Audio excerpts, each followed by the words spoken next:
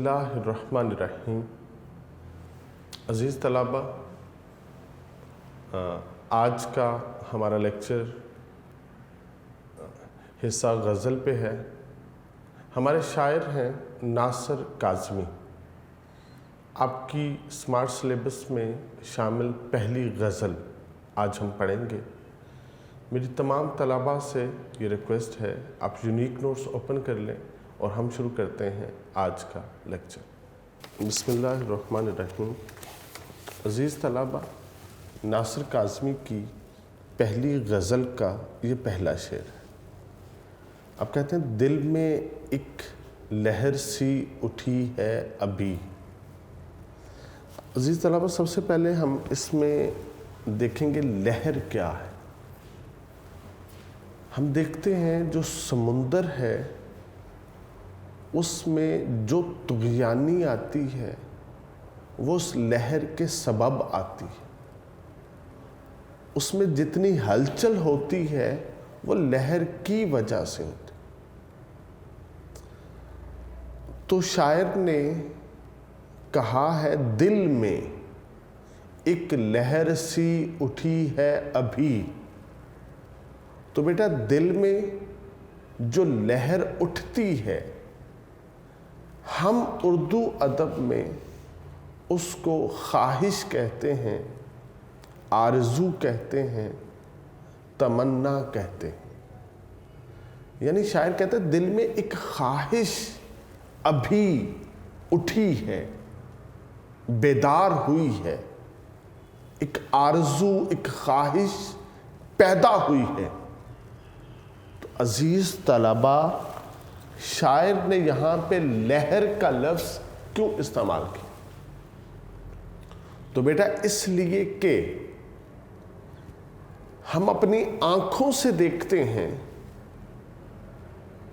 جو سمندر ہے اس میں جو طوفان برپا ہوتے ہیں، اس میں جو جل تھل ہے، جو ہلچل مچی ہے، تو اسی سبب شاعر نے اس کو وہاں سے، سمندر سے لہر کے لفظ کو ادھار لیا، مستعار لے کر یہاں پہ خواہش اور آرزو کی جگہ پہ استعمال کیا، تاکہ وہ بتا سکے جو آرزو پیدا ہوئی ہے اس میں جوش، جذبہ، ولولہ کتنا زیادہ ہے۔ انسان جو ہے اس کی لگام، اس کی خواہشات آرزوؤں کے ہاتھوں میں ہوتی ہے۔ ہم دیکھتے ہیں ایک بچہ ہے جو اپنے والدین کے ساتھ بازار جاتا ہے، جیسے ہی وہ کوئی چیز دیکھتا ہے اس کے دل میں اس کو پا لینے کی خواہش پیدا ہوتی، وہ وہاں پہ ضد کرتا ہے، روتا ہے، وہیں بیٹھ کے جو ہے نا وہ اپنی ٹانگیں بھی پھیلانا شروع کر دیتا ہے۔ والدین مجبور ہو جاتے ہیں وہ اس کو چیز دلانے پہ۔ تو اس وقت اس بچے نے جو کیا وہ اس خواہش کی ماتحت تھا، اس کی لگامیں اس آرزو کے ہاتھ میں تھی۔ والدین لاکھ سمجھاتے ہیں، دلاسا دیتے ہیں، مگر وہ بچہ اس پہ کسی کی کوئی بات، کوئی نصیحت اثر انداز نہیں ہوتی۔ جیسے ہی وہ چیز اس کے ہاتھوں میں آتی ہے اس کے آنسو تھم جاتے ہیں، اس کی ضد ختم ہو جاتی ہے، وہ نرم پڑ جاتا ہے۔ اب وہ سب کی بات سنتا بھی ہے، سمجھتا بھی ہے، مانتا بھی ہے، مگر اس سے پہلے نہیں تھا۔ تو اسی کیفیت کو شاعر نے بتانے کے لیے کہا ہے کہ دل میں ایک لہر سی اٹھی ہے ابھی۔ عزیز طلبہ، یہ جو آرزویں اور خواہشات ہوتی ہیں نا، یہ بڑی قیمتی ہوتی ہیں۔ آج تک آدم علیہ السلام سے لے کے جب سے دنیا آباد ہوئی ہے، آج تک اس دنیا میں جتنا چینج آیا، تبدیلی آئی، انقلاب آیا، جدت آئی، نیاپن آیا، بیٹا وہ ان آرزوؤں اور خواہشات کی تکمیل کے نتیجے میں آیا۔ اس لیے یہ آرزو، یہ خواہشات بڑی قیمتی ہیں، خواب دیکھنے چاہیے تاکہ آپ کی وجود میں ایک ایسی تحریک پیدا ہو جس کے سبب کیا ہے، آپ ان خوابوں کو پورا کرنے کی طرف لگ پڑیں۔ دوسرے مصرعے میں کہتے ہیں کوئی تازہ ہوا چلی ہے ابھی۔ اب ہوا کے ساتھ صفت لگائی تازہ، ہوا تو چلتی ہے مگر جو تازہ ہوا کا جھونکا ہوتا ہے نا، یہ دل میں ایک سرور پیدا کر دیتا ہے، دل میں ایک نئی زندگی پیدا کر دیتا ہے، کیفیات دل کی بدلنا شروع ہو جاتی ہے۔ یعنی گرمی کا موسم ہو، اچانک سے تازہ ہوا چل پڑے، آسمان پہ بادل آ جائیں، تو پھر انسان جو اپنے گھروں کے اندر گرمی کے مارے چھپے بیٹھے تھے، اب وہ گھر سے باہر آ جاتے ہیں، لوگ اپنی چھت پہ چلے جاتے ہیں، باغوں میں چلے جاتے ہیں، بازاروں میں آ جاتے ہیں، ہر شخص کے چہرے پر ایک نئی خوشی، تازگی وہ آ جاتی ہے، پرندے بھی چہچہانے شروع کر دیتے ہیں۔ اگر اسی عالم میں کہیں بارش برسنا شروع ہو جائے تو وہ تو سونے پہ سہاگے کا کام کرتی ہے۔ تو عزیز طلبہ، ناصر کاظمی نے ہوا کے چلنے سے جو گرد و پیش میں تبدیلیاں آئی ہیں، جو اچانک سے دل کا موسم خوبصورت ہونا شروع ہو گیا ہے، یہاں پہ اس نے تذکرہ کیا ہے۔ اس کی وجہ بھی یہ ہے کہ انسان اپنے ماحول سے متاثر ہوتا ہے، اور انسان کا مزاج اپنے ماحول کے مرہون منت ہے۔ ماحول میں کشیدگی ہے تو اس کے قلبی اور ذہنی اعتبار سے وہی کشیدگی ہے۔ اگر ماحول میں خوبصورتی ہے، تازگی ہے، تو وہی اس کے قلوب و اذہان میں موجود ہے۔ تو اس لیے عزیز طلبہ، ناصر کاظمی کہتے ہیں کہ جو اس وقت موسم ہے یہ بدلنے والا ہے، اور کیسا بدلنے والا ہے؟ جس سے تمام لوگ خوش ہو جائیں گے، وہ نئی زندگی پائیں گے، نیا احساس پائیں گے۔ یہ تازہ ہوا کا جھونکا جو ہے، یہ ہمیں دنیا کے غموں سے نکالے گا، مصائب اور تکالیف سے نکالے گا، یہ خزاں سے نکال کے بہار میں لائے گا، نا امیدی سے نکال کے یہ واپس ہمیں امید میں لے آئے گا۔ لہٰذا اقبال کے ہاں بھی یہ موضوع پایا جاتا ہے، وہ بھی کہتا ہے نا امیدی مایوسی کفر ہے۔ فیض بھی کہتے ہیں کہ مایوسی اور نا امیدی کفر ہے۔ ہمیں چاہیے کہ ہم اپنی قوم کے لیے ایک تازہ ہوا کے جھونکے کا سبب بنیں، تاکہ ہمارے ساتھ ساتھ، ہمارے گھر کے ساتھ ساتھ تمام امت جو ہے، پوری قوم جو ہے، وہ ایک تازگی اور نئی امنگوں میں ڈھل جائے۔ یہی ایک جو شاعر ہے وہ اپنے حساس پن سے اپنی اس کیفیت کا اظہار کرتا ہے۔ ناصر کاظمی اپنی غزل کے دوسرے شعر میں کہتے ہیں، شور برپا ہے خانہ دل میں، کوئی دیوار سی گری ہے ابھی۔ یہ جو دل ہے نا، اس کا خانہ ہے، اس دل کے خانے کا تذکرہ ہے کہ وہاں پہ شور برپا ہے، وہاں پہ شور برپا ہے۔ بیٹا ہمیں پتہ ہے جو شور ہے نا، اس میں کسی کو بھی کچھ سنائی نہیں دیتا، سمجھ نہیں آتا۔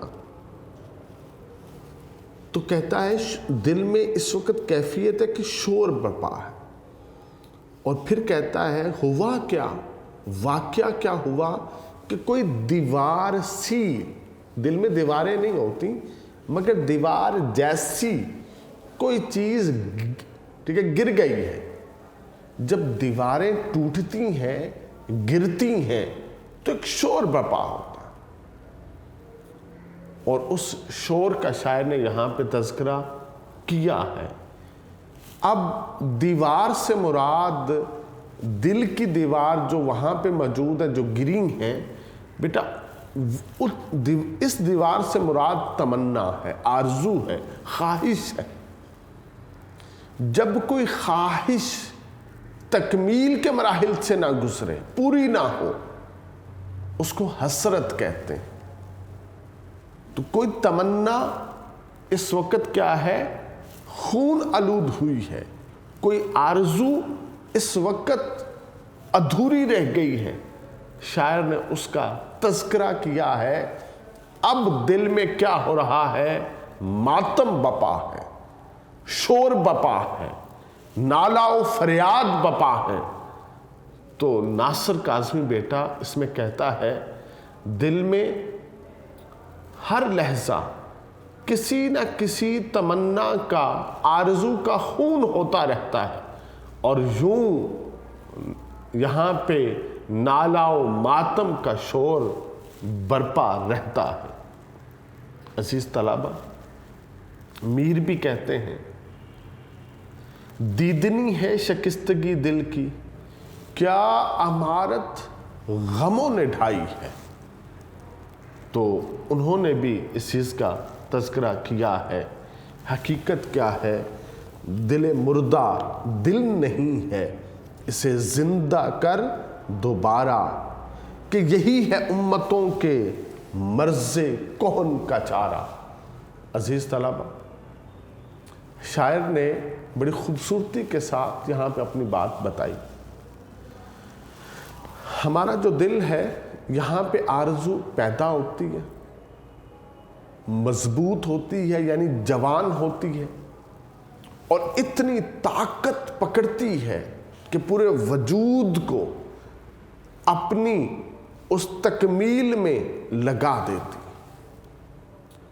اور جب کوئی آرزو پوری نہ ہو تو لوگ ڈھہ جاتے ہیں، گر جاتے ہیں۔ بے شمار لوگ آج ذہنی بیماریوں میں اسی وجہ سے مبتلا ہیں۔ بے شمار لوگ جو ہیں وہ ضبط نہیں کر پاتے، وہ خودکشی کر جاتے ہیں، حرام موت مر جاتے ہیں۔ یہ کوئی معمولی چیز نہیں۔ ہمارے جو سائیکیٹرسٹ ہیں وہ اسی کے ساتھ ہی کھیلتے ہیں۔ ہمارے ہاں تو فضل یہ ہے اللہ کا کہ ہم جوائنٹ فیملی سسٹم میں رہتے ہیں، جہاں پہ ہمارے والدین، ہمارے بہن بھائی، ہمارے بیوی بچے، ہمارے دوست، ہم ان سب کے ساتھ رہتے ہیں۔ ہم اپنے سارے دکھڑے، ساری خوشیاں ان سب کے ساتھ شیئر کرتے ہیں۔ مگر بہت سارے ایسے ممالک ہیں جہاں پہ لوگ سیپریٹ اپنی لائف کو سپینڈ کرتے ہیں۔ ان کے پاس پیرنٹس نہیں ہوتے، ان کے پاس بہن بھائی نہیں ہوتے، ان کے پاس دوست نہیں ہوتے، ان کے ذہن میں یہ ساری حسرتیں اکٹھی ہوتی رہتی ہیں، یہاں تک کہ وہ سائیکیٹرسٹ کے دروازے پہ ہمہ وقت موجود رہتے ہیں۔ رش لگا ہوتا ہے، وہ بڑی بڑی فیسیں دے کے وہ 30 منٹ 40 منٹ کا سیشنز سائیکیٹرسٹ سے جو نا وہ لیتے ہیں۔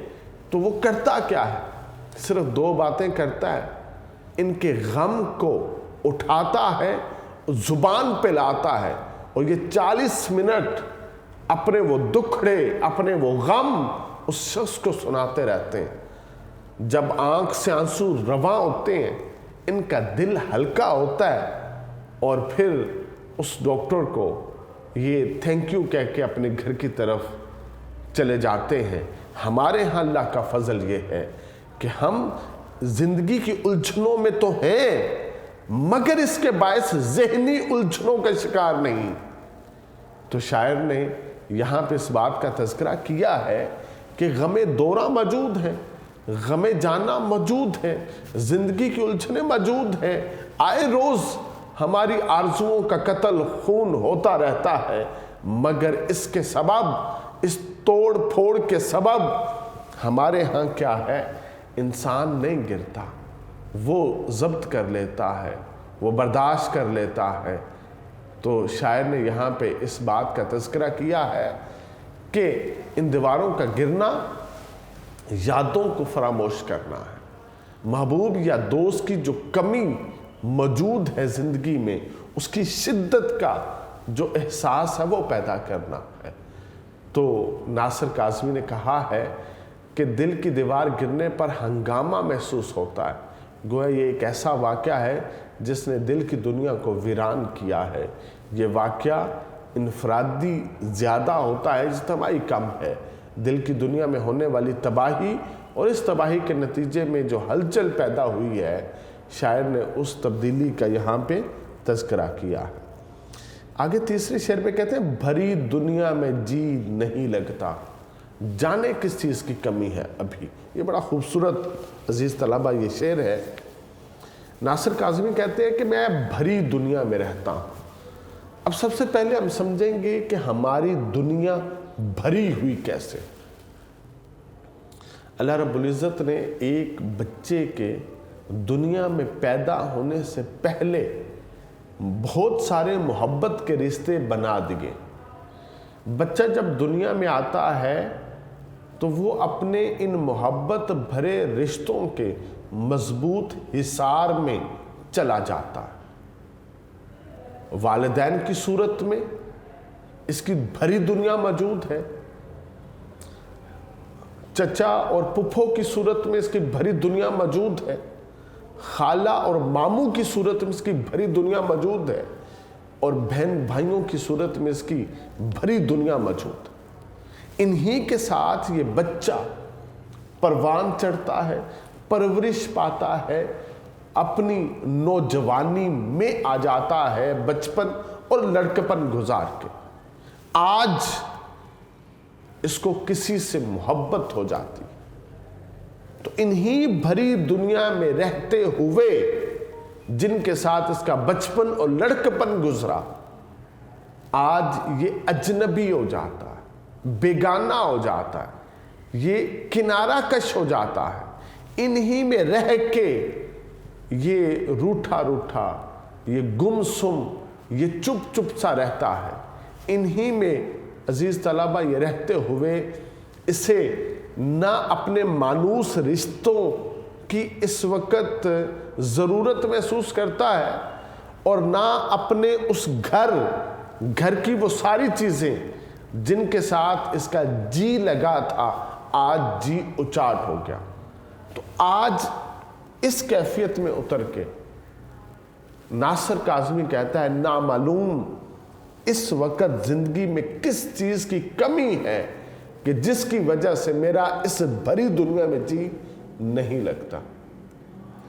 इंसान जो है ना, ये एक फितरती जज्बा रखता है, ये जिससे मोहब्बत रखता है, ये उसको अपनी निगाहों के सामने देखना चाहता है। मगर हमारे उर्दू अदब में, हमारे लिटरेचर में आशिक को हिजर सहना पड़ता है, फिराक देखना पड़ता है, इसको सारी रात तड़प के जहान में गुजारना पड़ती है, जिसकी वजह से नासिर काज़मी ने इस मौजू को यहाँ पे बांधा है और कहा है, सब कुछ होते हुए भी इंसान यूं महसूस करता है कि उसके पास कुछ नहीं है, उसका हाथ खाली है, वो अपनी इस्तात और ताकत की सबब भी अपने लिए सुकून मुहैया नहीं कर सकता। आज उसका न खाने को जी चाहता है, न पीने को जी चाहता है, न उसका कपड़े पहनने, नहाने धोने और अपने मामूल के काम सरंजाम देने को जी चाहता है। آج اس کا گھر کے تمام افراد سے راہ و رسم رکھنے کو بھی جی نہیں چاہتا، تو جو محبت اس پہ آج حاوی ہے، جو ہجر اور فراق اس پہ طاری ہے، شاعر نے یہاں پہ اسی کا تذکرہ کیا ہے۔ یعنی نفسیاتی اعتبار سے کہا جا سکتا ہے کہ محبوب کی تلاش بھی تو ذات کی تکمیل کا ایک مرحلہ ہوتا ہے۔ تیرے بغیر کسی چیز کی کمی تو نہیں، تیرے بغیر کسی چیز کی کمی تو نہیں، تیرے بغیر طبیعت اداس رہتی ہے۔ بس کیفیت یہ ہوتا ہے، آج تو بے سبب اداس ہے جی، عشق ہوتا تو کوئی بات بھی تھی۔ یہ جو بلا وجہ آج جی اداس ہے، ناصر کاظمی نے یہاں پہ بڑی خوبصورت انداز میں اس کا تذکرہ کیا۔ شعر نمبر 4 میں ناصر کاظمی کہتے تو شریک سخن نہیں ہے تو کیا، ہم سخن تیری خامشی ہے ابھی۔ عزیز طلبہ، عاشق کے لیے یہ سب سے خوبصورت ملاقات۔ اس موضوع کو سمجھنے سے پہلے ہم ایک مفروضہ قائم کرتے ہیں کہ عاشق اور محبوب ایک جگہ پہ موجود ہیں۔ ٹیبل کی ایک طرف عاشق ہے اور دوسری طرف محبوب۔ عاشق نے بڑی منت سماجت کر کے محبوب کو ملاقات پہ راضی کیا ہے، اور وہ آج وہ لمحہ آ موجود ہوا۔ اب وہاں پہ محبوب خاموش ہے، تو عاشق کہتا ہے کہ تو شریک سخن، تو میرے ساتھ محو گفتگو نہیں ہے تو کیا، پھر کیا ہے، تو میرے ساتھ بات نہیں کرتا تو کیا، مجھے کوئی فرق نہیں پڑتا۔ کیوں؟ حالانکہ منت سماجت کر کے اس نے ملاقات پہ راضی کیا، اب محبوب روٹھا بیٹھا ہے، بات نہیں کر رہا، تو عاشق کہتا ہے تو نہیں بات کرتا، مجھے فرق نہیں پڑتا۔ کیوں؟ دوسرے مصرے میں خود کہتا ہے ہم سخن تیری خامشی ہے ابھی، کہتا ہے اس وقت تو مجھ سے بات نہیں کرتا، نہ کر، کیونکہ تیری خاموشی اس وقت مجھ سے بات کر رہی ہے۔ اور عاشق کے لیے یہ گفتگو انتہائی خوبصورت ہوتی ہے، کیونکہ جیسے تنہائی میں ہجر اور فراق میں عاشق اپنے محبوب سے بات کرتا ہے یادوں اور خیالوں میں، اور پھر اس کا وہ جواب سنتا ہے جو عاشق کے کان سننا چاہتے ہیں۔ آج محبوب موجود ہے، عاشق اپنی نگاہوں سے دیدار محبوب تو کر رہا ہے، اپنی آنکھوں سے اپنے محبوب کے حسن کے جلوے تو دیکھ رہا ہے، اور اوپر سے وہ خاموش ہے، تو یہ اس سے خیالات میں گفتگو کر رہا ہے، بات کر رہا ہے، اور اس کا جواب بھی وہ سن رہا ہے جو عاشق سننا چاہتا ہے۔ کیونکہ ویسے حقیقت میں عاشق جو ہے جب وہ بات کرتا ہے تو اس کو جواب وہ نہیں سننے کو ملتا جو عاشق سننا چاہتا ہے، کیونکہ محبوب کا کام تو اپنی زبان سے تیر چلانا ہے، اس کو تکلیف پہنچانا ہے، ہر وہ بات اپنے انداز سے کہنا ہے، مگر آج وہ خاموش ہے، اور اس کی خاموشی عاشق کو اس طرح سے بھا گئی ہے، اور وہ کہتا ہے تیری خاموشی میرے ساتھ خوبصورت گفتگو کر رہی ہے، اور میں اسی کے لطف میں اس وقت محو ہوں۔ ناصر کاظمی اپنے شعر نمبر 5 میں کہتے ہیں کہ یاد کے بے نشان جزیروں سے تیری آواز آ رہی ہے ابھی۔ عزیز طلبہ، شاعر نے یہاں پہ جزیروں کا تذکرہ کیا، اور ان کو کہا ہے کہ یہ جو جزیرے ہیں یہ بے نشان ہیں۔ بے نشان جزیرے کون سے ہوتے ہیں؟ وہ والے جہاں پہ انسان کے قدم نہ لگے۔ تو یہ یاد کے جزیرے ہیں، جو یادیں ہوتی ہیں وہاں پہ انسان کے قدموں کے نشان نہیں لگتے، نہ تلاشے جاتے نہ ڈھونڈے جاتے ہیں۔ تو شاعر ہجر میں ہے تو اس نے یادوں کے جزیروں کی سیاحت شروع کر دی ہے۔ اگر یہ محبوب کے ساتھ گزرے ہوئے لمحوں کو یاد نہیں کرے گا تو اس کا ہجر بڑا تکلیف دہ ہو جائے گا۔ یہ ہجر کو وصال صنم میں، ملاقات صنم میں ڈھالنے کا خوبصورت طریقہ ہے کہ اس کی یادوں میں کھو جاؤ۔ تو یہ جب اس کی یادوں میں اترتا ہے تو کہتا ہے کہ اتنی میں قرب میں جاتا ہوں، تیری آواز آ رہی ہے ابھی، اے محبوب میں تو تیری بات سنتا ہوں، مسلسل سنتا ہوں، تیرے ساتھ محو گفتگو ہوں، میں جو بات کرتا ہوں تم اس کا جواب بھی دیتے ہو۔ یعنی وہ کہتا ہے دل دھڑکنے کا سبب یاد آیا، وہ تیری یاد تھی اب یاد آیا۔ تو عزیز طلبہ، جو محبوب ہے وہ بھولتا تو ہے نہیں، مگر شاعر نے کیا کیا، پرانی یادوں کو بے نشان جزیروں کے ساتھ تشبیہ دی، اور عالم تنہائی کو اس نے اس انداز سے کہا ہے کہ جو میرے کانوں میں محبوب کی جو صدائیں ہیں نا وہ گونج رہی ہیں، سنائی دے رہی ہیں۔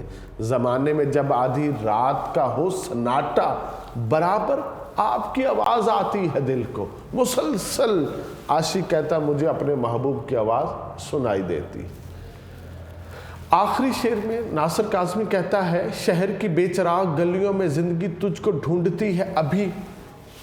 عزیز طلبہ، جن گلیوں میں محبوب ہو وہ گلیاں چراغ والی ہوتی ہیں، جہاں پہ محبوب دکھائی دے، سجھائی دے، وہ گلیاں چراغ والی ہوتی ہیں۔